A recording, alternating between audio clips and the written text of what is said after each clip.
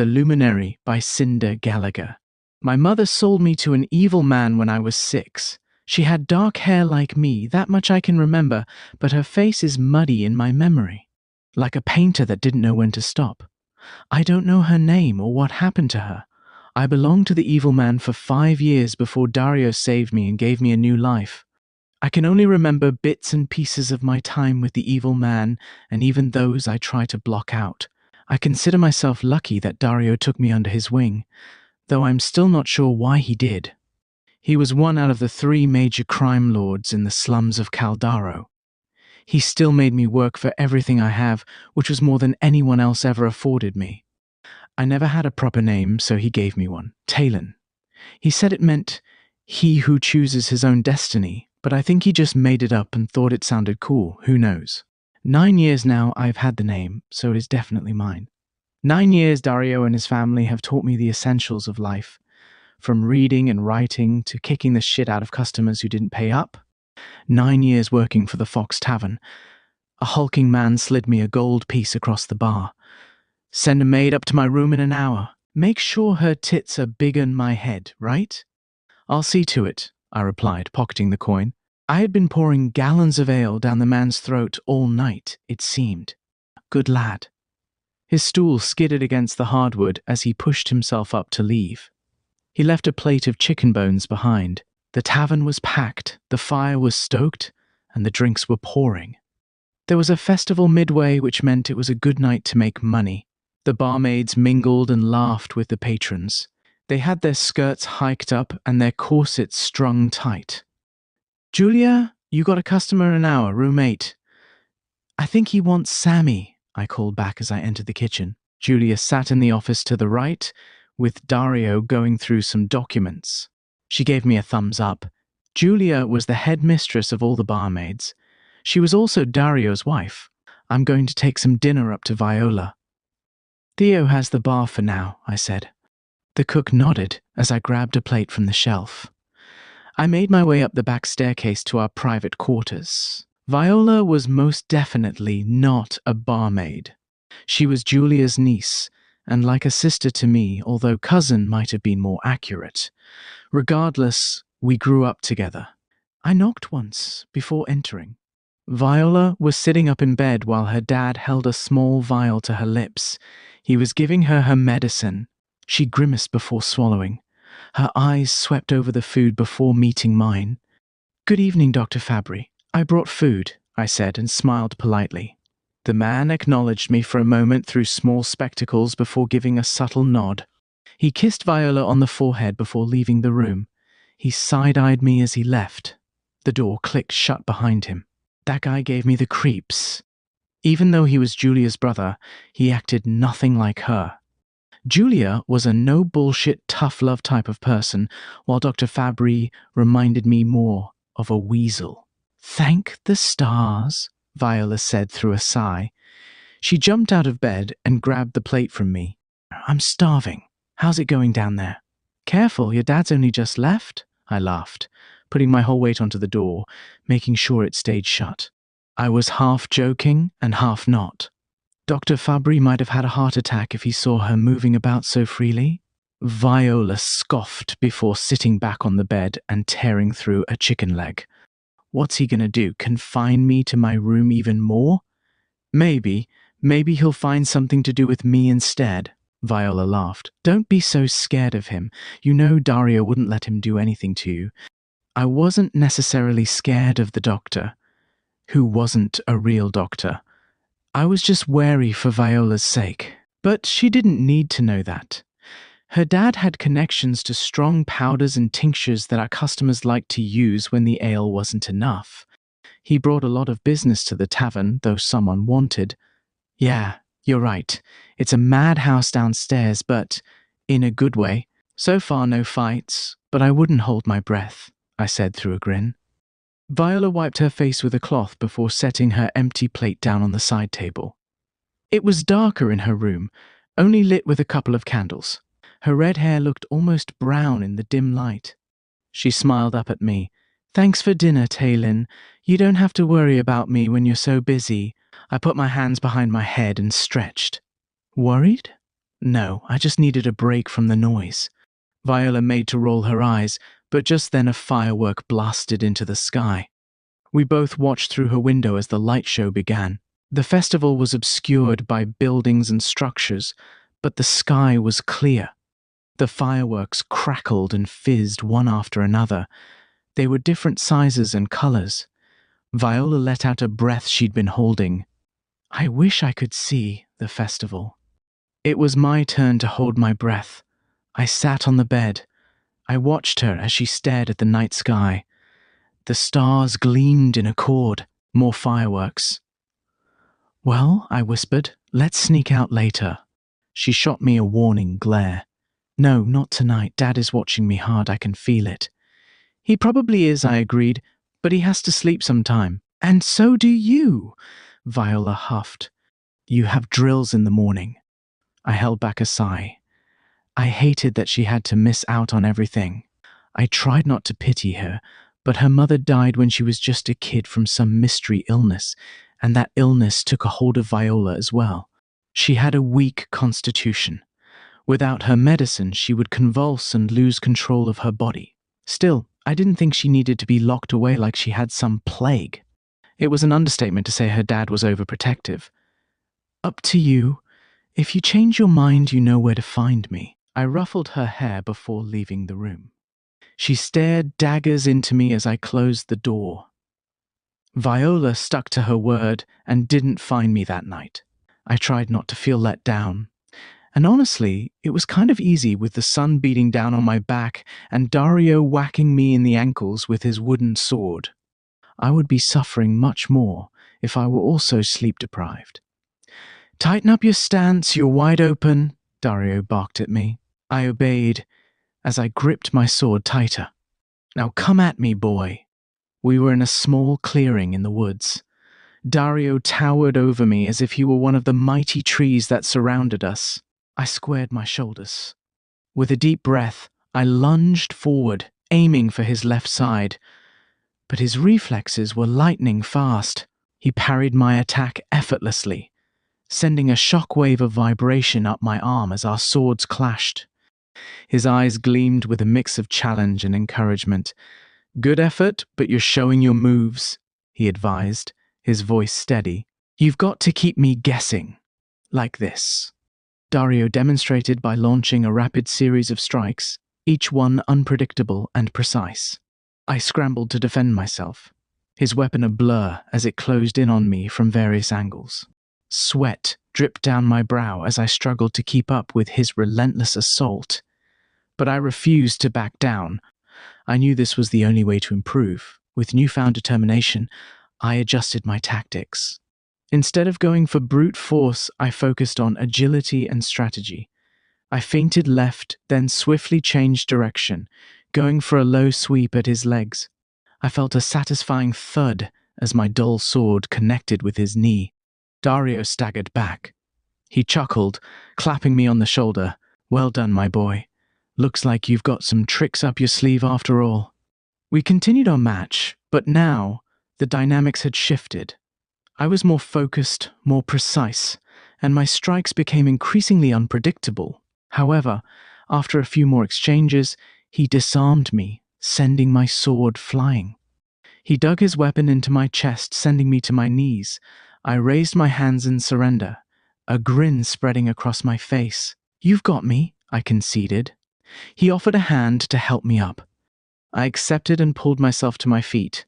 You're getting better every day. Remember, it's not just about strength, but strategy and adaptability. His face darkened. You'll need to be ready to fight. Something odd was laced in those words. I studied him for a moment. His eyes were distant as he tossed me a canteen and a cloth.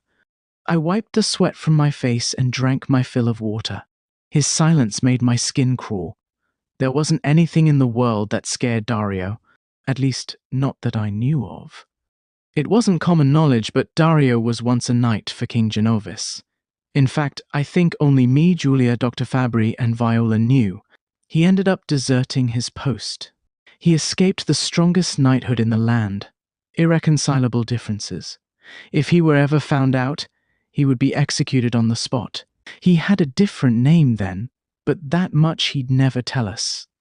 That being said, Dario was a force of pure power, not just physically, but in every way. He was like an unshakable mountain, but also a steady stream. He held his head high and took care of his people. I retrieved my dull blade and we made our way back to the tavern through the underground tunnel. It ran for about 2 miles. The tunnel was made long before I joined the crew. It connected the tavern to outside the city walls. It's how we smuggled people and more illicit materials. The city guards checked everything at the gate, so it was necessary. Viola and I also used the tunnel to sneak out late at night, mostly to practice our half-assed archery. She was actually a better shot than me. It wasn't always just us, though. The rest of the younger crew would sneak out too. The tunnel opened to the forest on the northwest side of Caldaro. There were farmlands on the opposite side, while the main gate was to the south. Nobody liked to venture into the woods for fear of bandits, so it was the perfect place to slink around. Dario lit the way with a small torch. The silence was deafening. I steeled myself before speaking. "Is something wrong?" Dario kept his pace. "I won't lie to you, boy. There are forces trying to destroy our business. They want to squish their competition. I'm worried about the tavern." "Worried?" Dario worried. My mouth went dry. "What? Do you know who?" He paused for a moment before responding. "From what I understand, Vero has teamed up with Segreto. They want to break into our market. Vero, the loan shark of the slums. He had money and plenty of muscle. Segreto was an illegal weapons and artifact dealer. He was the more powerful of the two. They had tried to run a hospitality service once before, but it never took off. The girls were treated horribly, and the customers complained of lice. Also, the ale was like water, and they had no connections like Dr. Fabri did. In all honesty, nothing could really compete with the Fox Tavern unless the tavern was gone.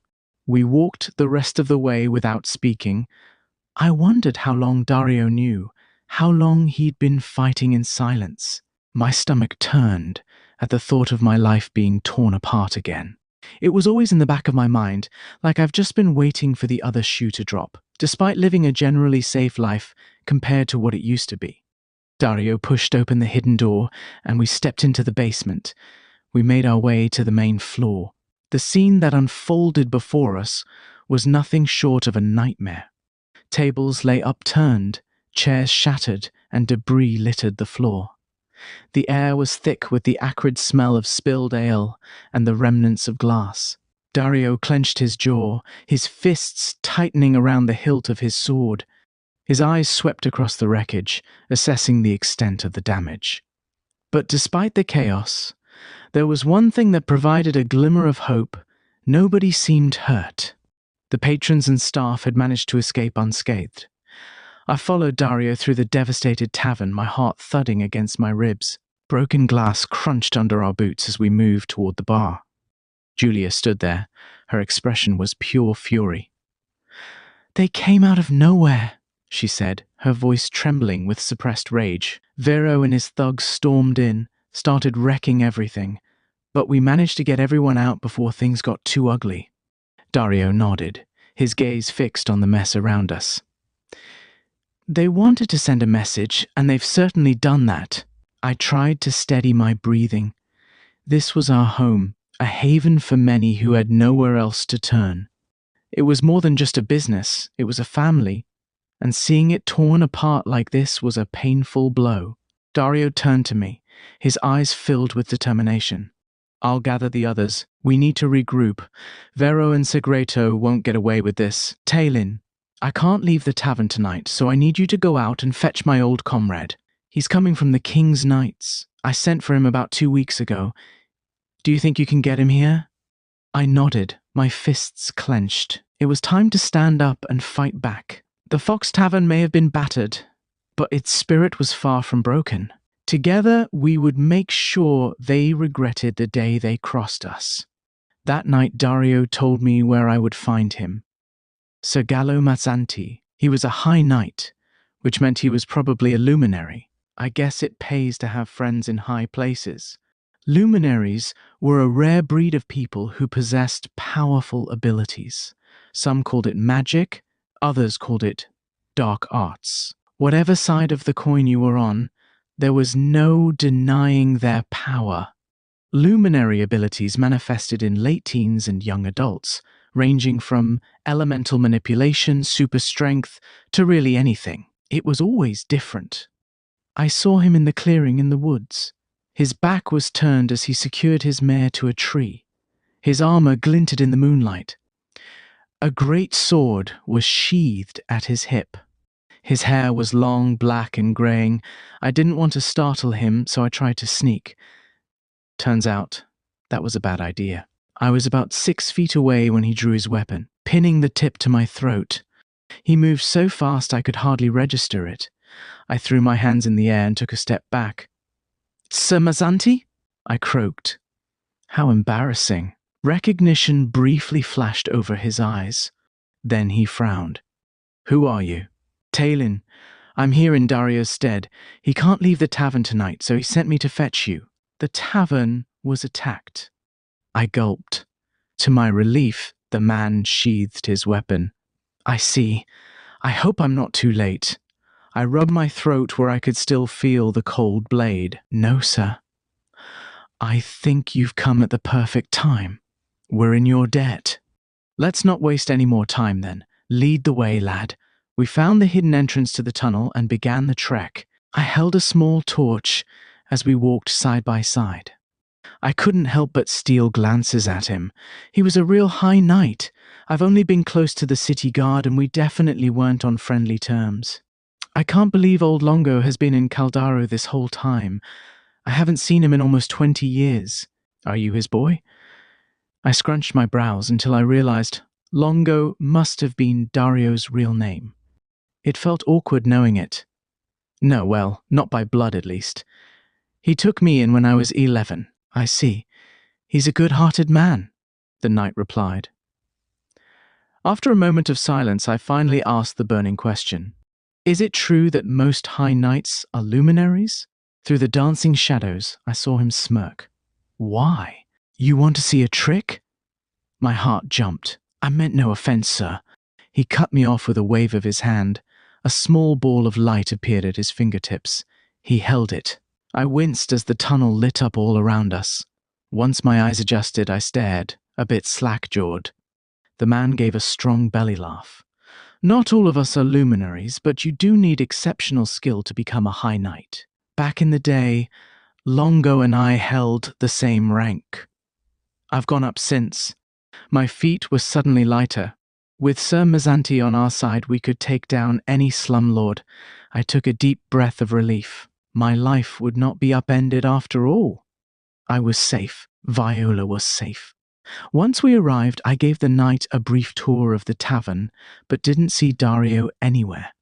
The furniture was still broken, but the mess had mostly been cleaned up.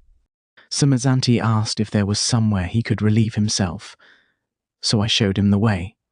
While he was attending to his business, I sprinted to Viola's room to tell her about the man. Dario was in her room with Dr. Fabry. They looked solemn while in discussion. Viola sat up in bed when she saw me enter. "Talin's back!" She smiled wide at me. I grinned back. "Did you find him?"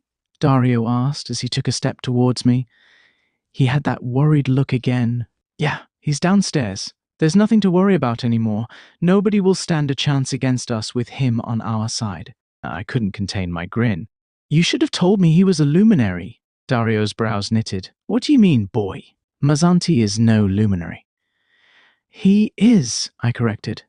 "I saw it myself. He can make light." I gestured oddly with my hands. Dario's eyes widened just a fraction. All of a sudden, I felt like something was off. The hairs on my neck stood. "Right?" I asked. "Get behind me!" Dario yanked me by the arm as a deafening blast resounded. Viola and Dr. Fabry shrieked as the door and the whole wall crumbled to rubble. I looked from behind Dario as the smoke cleared. There stood who I thought was Sir Mazzanti. The knight stepped into the room with a smirk. "It's been much too long, Dario. In fact, I can hardly believe it's actually you.